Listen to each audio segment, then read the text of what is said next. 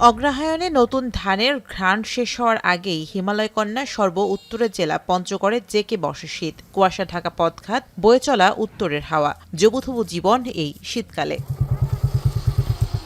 উত্তরের শীত আসে দুর্যোগ হয়ে, শুভ্র জনপদে নেমে আসে নিস্তব্ধতা, আর সবচেয়ে বেশি ভোগান্তিতে খেটে খাওয়া মানুষ।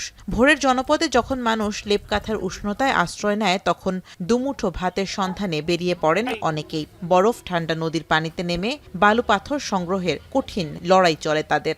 শীতে আর শুধু আমরা ঘন ঘন ডাঙা উঠি, আবার আগুনের শরীর হিট করে তারপর আমরা পানিতে নামে কাজ করি।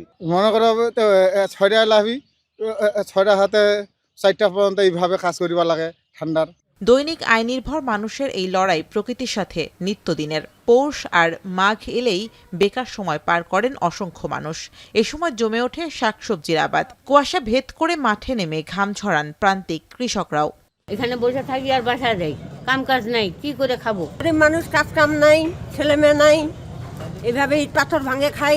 এই কুয়াশাটা কয়েকদিন থেকে শুরু হচ্ছে, কিন্তু থাকা যায় না, আর কাজ কাম তো একবারে বন্ধ। এই রোদে কি, বৃষ্টি কি, ঝড়ে কি, আর কুয়াশায় কি আমাদেরকে কৃষি বাড়ি আসতে হবে, যা হাল টাল দিতে হয়, ওষুধ দিতে হয়। অসহায় মানুষের ভরসা খড়কুটোর আগুন।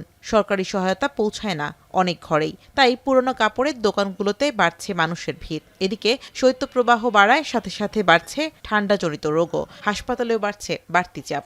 বেশি সমর্থন নাই আমাদের যে দামি দামি সুইটার কিনবো। বড় বড় মার্কেটে যায় নতুন জামা কাপড় কিনতে পারি না, অনেক টাকা লাগে। তাই আমরা এখান থেকে কম দামের মধ্যে অনেক ভালো জিনিস পাওয়া যায়, এখান থেকে আমরা কিনে নিই। আমাদের এলাকাতে এখন প্রচুর ঠান্ডা, এই বাচ্চা কাচ্চা নিয়ে থাকা খুব মুশকিল হয়ে গেছে। এখন বাচ্চা নিয়ে এখানে এই হসপিটালে দৌড়াদৌড়ি করতে জানা গেছে, আমাদের খুব কষ্ট হয়।